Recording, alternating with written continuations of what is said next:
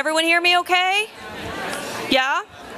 we're going to be relying on the audience members to help us out. If you can't hear us, please just do this, and we will speak louder for you. So welcome. It's so nice to see familiar faces in the audience, and if you've been in my workshops, you know I start right on time. So we are going to start right on time, and I'd like to welcome the director of my department, Melissa Brown. Thank you. Good afternoon and welcome. It's really a pleasure for me to see so many people in the room today. And I'm going to be very brief because I don't want to stand in the way of this wonderful panel that we're going to hear from next. But again, welcome to what is feeling like our first Career Connections at Harvard. By that title, it is our first one. Those of you who have been here at Harvard for a while know that we have tried several ways to look at career development and career connections on campus. I'm very excited about this particular activity and event this afternoon. It is part of our Engagement at Harvard initiatives, hopefully things that you've heard about in the last year. Again, through Lori and other folks' leadership in CWD, we've tried a new twist on engagement and say it really should be something that an employee feels built into the everyday life and experience that you have here at Harvard. So it's something that we're, as a culture, trying to build into the fabric of the university, not just oh, can I give you an answer on my survey, but really, how do you experience your work life here at Harvard every day? And as you see from the posters, the tagline for us around engagement is reflection, connection, direction. And today is that focus on connection. And research shows, and we know in the work that we do, that employees are more engaged at work, meaning you're fully satisfied and fully contributing to what you can do, when you have an opportunity to reflect on your own strengths and your own interests. You get to connect with others that do the work with you here at the university, and you have a shared sense of interest and work with them, and you get to apply your interests and strengths to the work that you are most passionate about and serves a collective good here at the university. We know that one of the challenges of being at such a complex and large institution as Harvard is finding that time to come together with others, have the space to do it, and actually meet with folks from across the university. Folks who know me, I often joke about what seems to be this, oh my gosh, I can't possibly come across the river for something. So particularly those of you who came from the Longwood area, I applaud you for making your way here across the river. And hopefully you'll find this to be a beneficial afternoon for you. So we put this open house together for that purpose, for you to put a face and a name together with colleagues that you might work with, certainly with colleagues in our HR area that you'll be able to meet with this afternoon, and also to help you think about your own development and where else there might be opportunities for you here on campus. It's an incredibly rich, opportunity-rich institution, in my opinion, in terms of the types of jobs and opportunities available for us. Please know that we in Human Resources and the university writ large are committed to providing you the tools and resources and opportunities for you to build that professional career that you want to have here at the university, as well as build those relationships. And I hope that today is just the first step in making some new connections and some new ways to explore those next steps for you. So I'm going to turn it back to Lori and to the great panel to come.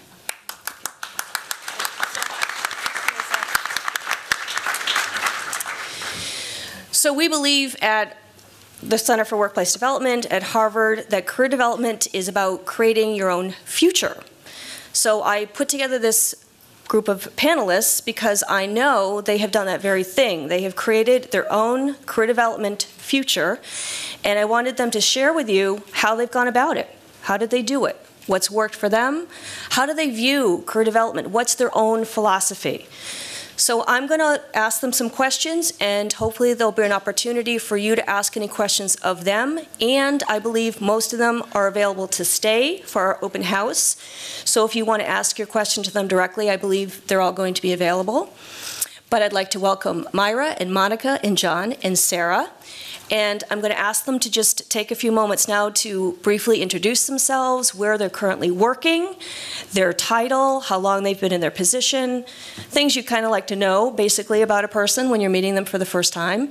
And then we'll just kind of ask them some questions back and forth around career development, any advice they have for you, for me, and we'll go from there. Sound good? So Myra, would you like to start? So first off, thank you, Lori, Melissa, Carol, the countless folks at CWD. You guys are awesome. So thank you again for inviting me to this. My name is Myra Garza. My title is Associate Director of Clinical Operations at the Harvard Dental Center, which is within the Harvard School of Dental Medicine. I've been here for 10 years, but I started off temping. Then I transitioned to the Kennedy School in HR, and then I transitioned into Radcliffe HR as well.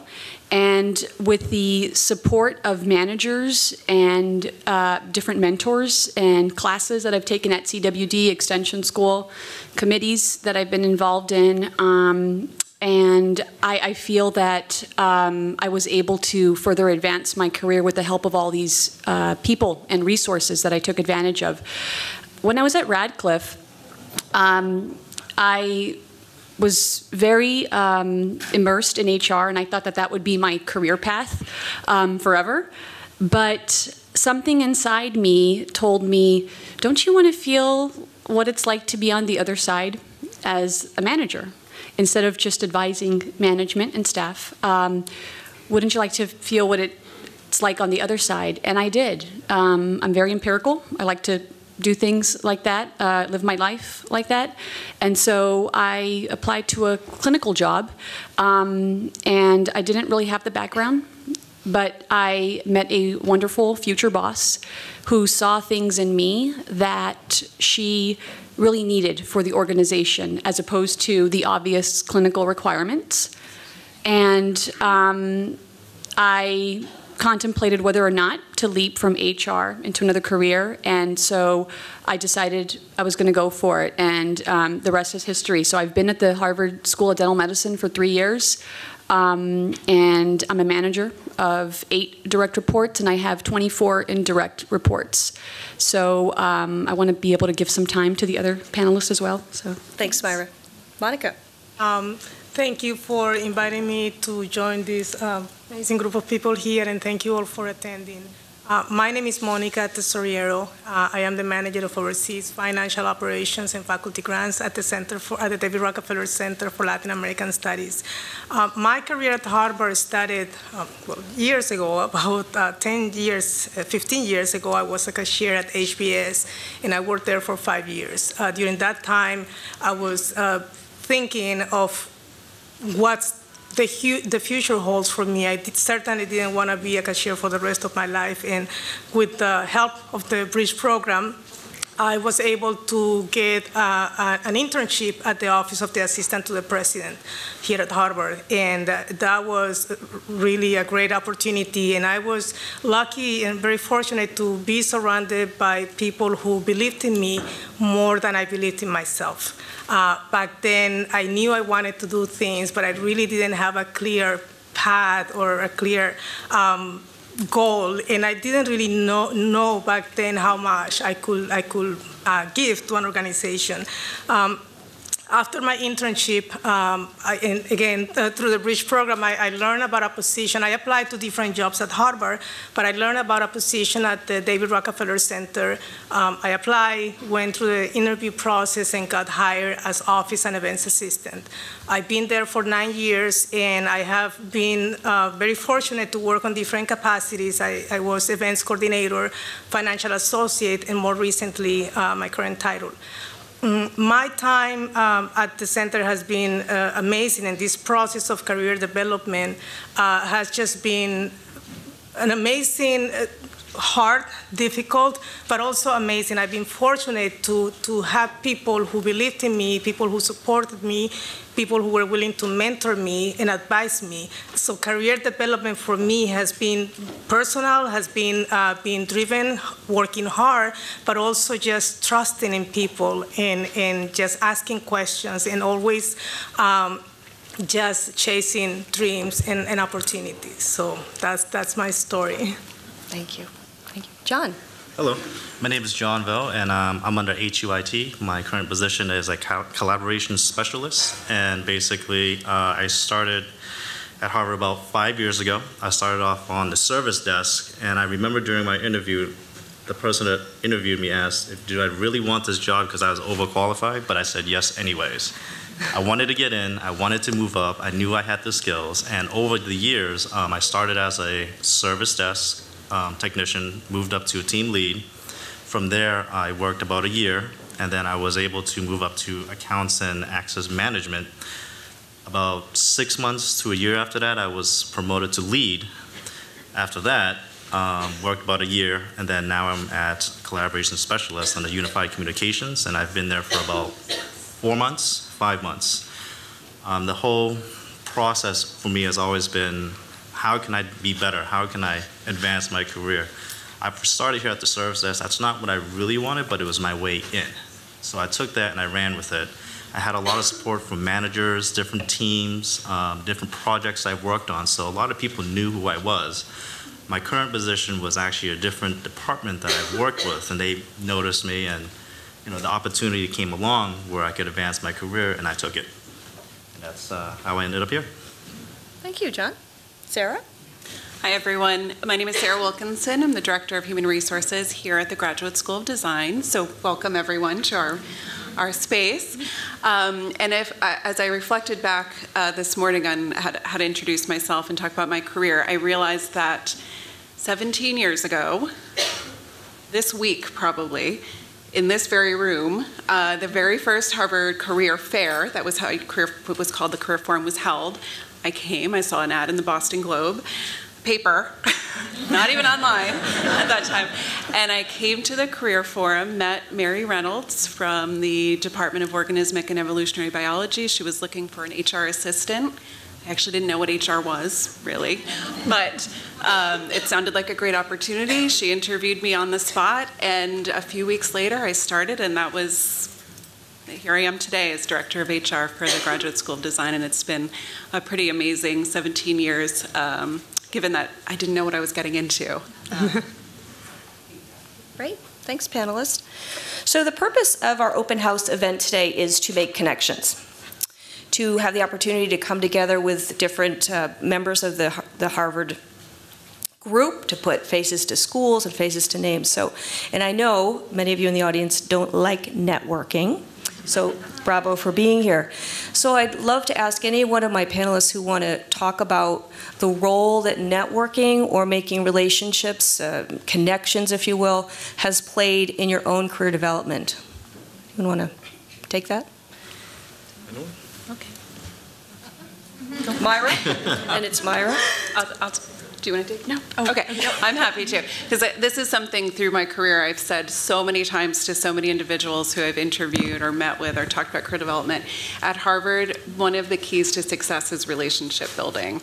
We're such a large organization and complex, and in so many ways it's about the people you meet and connect to, both in order to be successful in your day-to-day job, and then also just connecting to people to find out what they do and how they got there. And it's such a rich environment in terms of opportunity and diversity of experiences that people have had. So in my experience, and certainly in human resources, we do a lot of networking. But for my own personal career, when I first came to the university, I was not necessarily excited about networking or really talked about it much, but what I did, it would just say, I would say yes to everything. Sure, I'll volunteer for that opportunity. Sure, I'll be a part of that committee. And I think I was very eager and wanted to learn as much. I was sort of a sponge at that time and just wanted to learn as much from as many people as I could. And that led to opportunities that I was not even aware of or would have known about if I hadn't, had started the initial conversation or just said, "Hi, I'm Sarah. I work at OEB, and what do you do?" And just that, getting over that hurdle of actually putting yourself out there is an amazing tool. So I'll add more to what Sarah's saying, and I completely understand, because when I first started working in HR too, I'm like, oh no, I have to, actually do networking and encourage other people to network. But I think if you just take any apprehension that's associated with the word out, you actually can network every day. And you do that with work, colleagues. You do that with activities that you participate in. It could be committees. It could be volunteering. And it could be an affinity group that you're a part of. It could be something that you do outside of work altogether. But if you really try to demystify it, it's not that bad. And you could do it every day. It's really about, you know, having the confidence but still being real with people. You can, you know, go up to many different people and learn a lot just by asking questions and so forth. So networking is very important. And even not having an HR role anymore, I still incorporate this in my repertoire, and I encourage other people as well that even if you're not looking for a job, it's okay. You can go to a networking event, or you can just network with people in different settings. I just wanted to add really quickly that I am one of those people who the word networking really scares me. But I have come to realize that there are many different ways in which you can network, and on a daily basis we are networking. And one of the ways in we network and sometimes don't realize is through the quality of the work that we do. The quality of the work that we do also help us connect with other people and create these relationships that sometimes we're not aware that we have and that we have formed. So it is important to also recognize that through your work, you are networking and you are portraying your image and creating a reputation for yourself. Great, thanks. So I'm just going to jump in with another question because as many of you have heard me say, career development is hard work. It's really hard work, day in and day out. Establishing these relationships, making it happen, getting the development opportunities that you need. I'm wondering if any one of our panel members can comment on kind of a time when you might have felt discouraged or uncertain about a career choice or a decision, or if I make this decision, how's it going to turn out? Or you maybe made a decision that wasn't so great and how that turned out. So it's a little spin on some of the questions I gave you ahead of time, but I think a lot of folks would probably appreciate hearing that. So, John, do you have anything that comes to mind? I would have to say my current position is definitely a lot more in-depth and involved than my previous one. Coming onto the job, there are a lot of things I didn't think of or anticipate, but you know, with anything else, you just have to accept it and go with it and try to learn and do your best to fill the position and learn. And I'm still learning today a lot of things that I thought I knew, but not as much, and it's always changing. So that's the thing about the job. It's always changing. It's never going to be the same. It might work today, it might not work tomorrow. You just have to adapt and evolve with it. Great, thanks. Anyone else? Yeah. Yes, when at the center, at the David Rockefeller Center, I was promoted at some point to events coordinator, and I loved my job, but it got to a point that I felt that I didn't have anything else to learn, and I was ready for a change. And I was always afraid of numbers and always said, I'm not good at math, I don't like it. And then the opportunity came to our finance officer left, the person who was the financial associate at the time was on maternity leave, and they needed somebody to help processing payments. And I remember in my internship, I processed a few web vouchers and reimbursement, so I volunteered. Then I realized I can give this a try, and I applied for the position. I took it, and I was terrified. I was like, I probably won't be able to do this job. And 5 years later, here I am. I took that risk back then, just thinking of this is a good career move for me, and let's see what happened.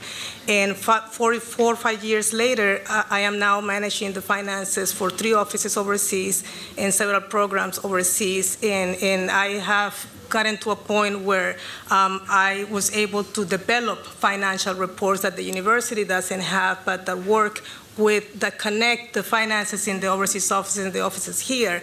And just coming to this realization, wow, I'm not that bad with numbers. So it was very scary at the beginning, and it was a hard decision. I can say it very easily, but it was very hard to make that transition into that unknown territory. So for me, part of career development is you have to be willing to take risk, but also to acknowledge your fear without letting that fear stop you or prevent you from giving it a try. Great. Thank you. Sarah?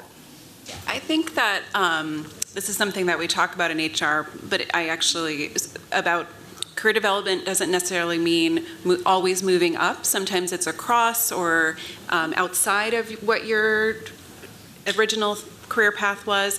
In my experience, I worked at OEB, Organismic and Evolutionary Biology, and then I came to the Graduate School of Design in a coordinator role. And after about 5 years, I realized that it's a small school. There wasn't a lot of opportunity for growth necessarily here, so I started looking outside of the GSD, and I ended up taking a position at Alumni Affairs and Development. It was the HR consultant position, and after a couple of years, another position opened up here at the design school, and it was essentially a lateral move.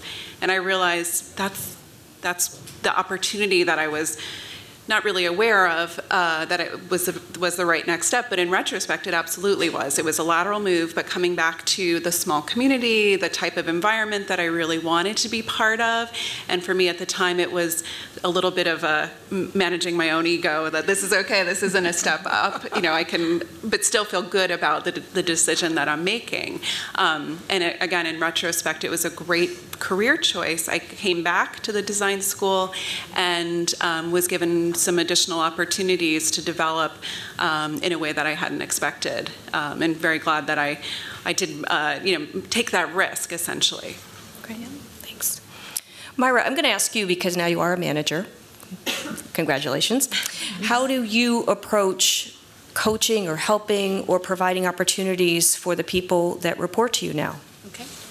So it is a wonderful thing being a manager, and again, I feel that at the university we're very managers are very much supported with all the resources, and fellow managers as well. So I look at my employees like I look at myself. I mean, titles aside, these are people. And people that I'm not going to know every single thing about. We don't have time for that, and that's not what I'm there for. But I'm there to help them do their job better and also listen to them. So it's an even playing field for me. I do try to set that tone with the staff who report into me.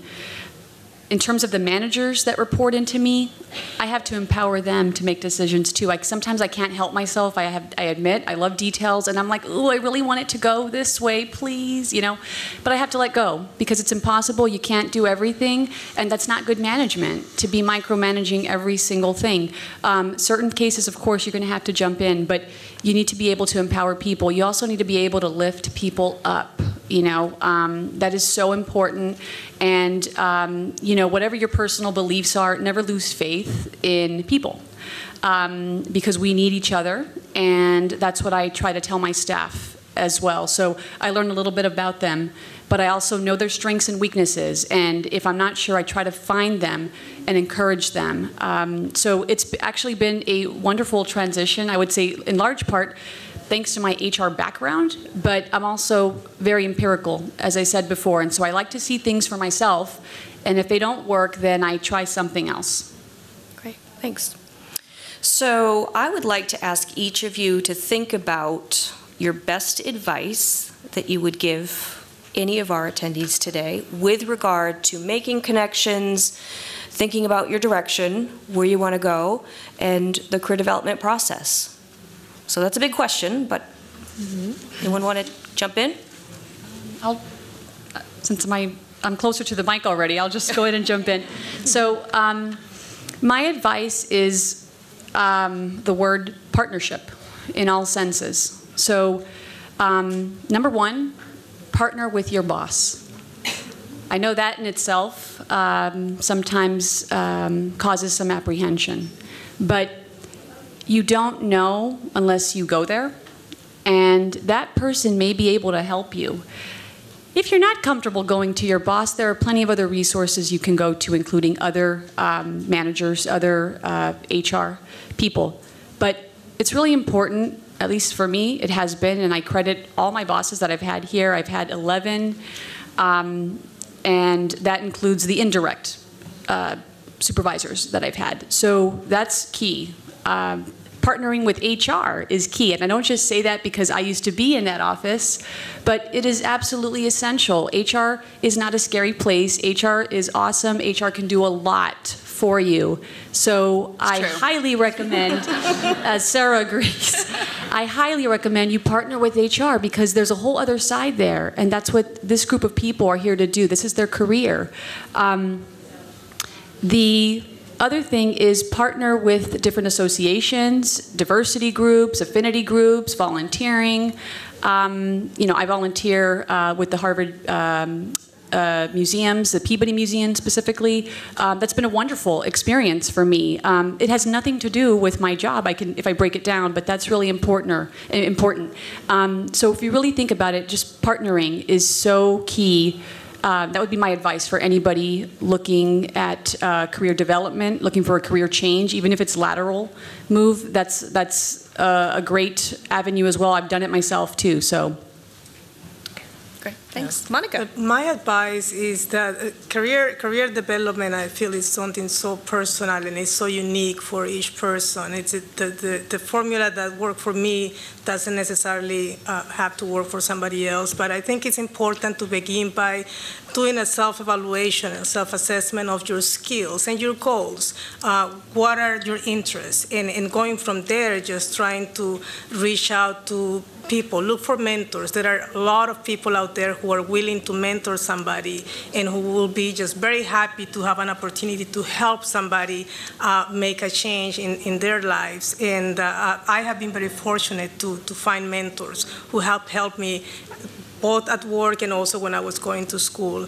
And the other thing is just assess your skills. How can you make yourself more employable or more marketable? Or what skills do you need? What education? What training?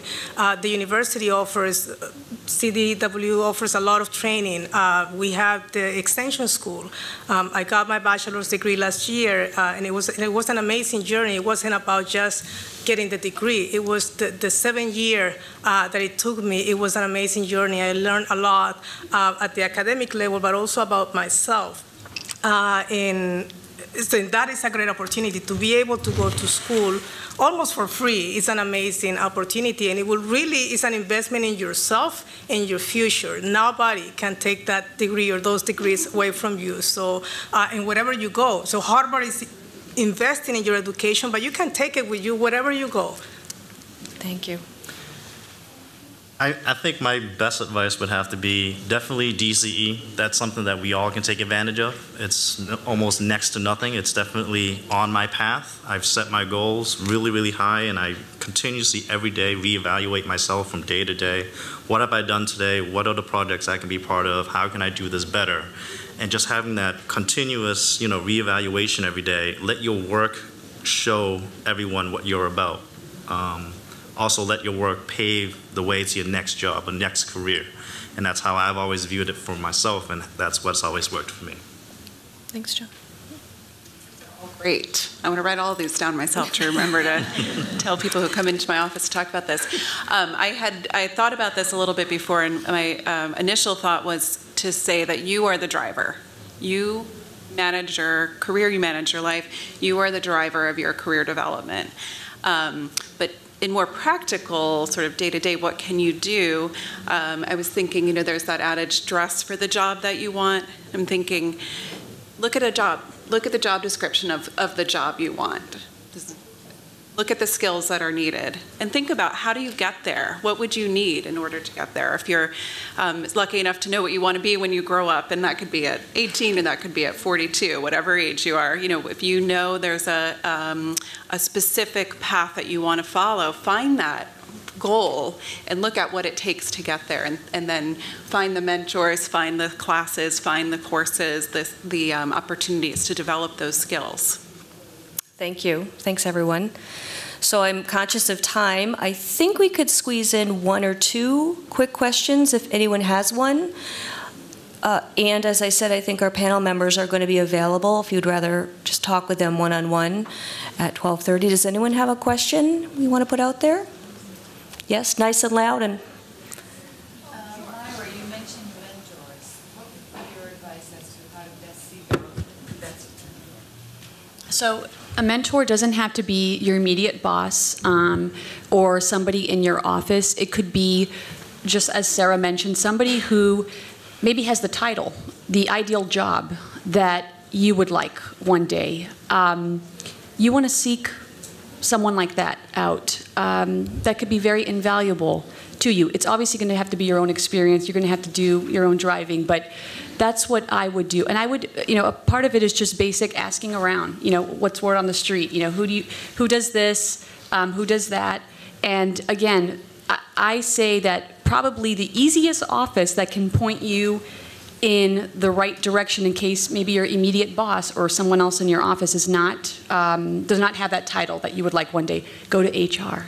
I think that is absolutely an invaluable resource.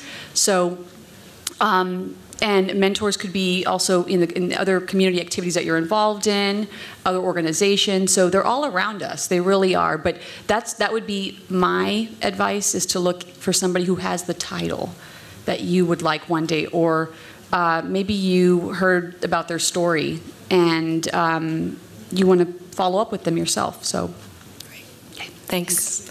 Another quick question? Yes, Yolanda. Yes? First of all, actually, thank you very much for organizing this. This is the first time you're doing it for years.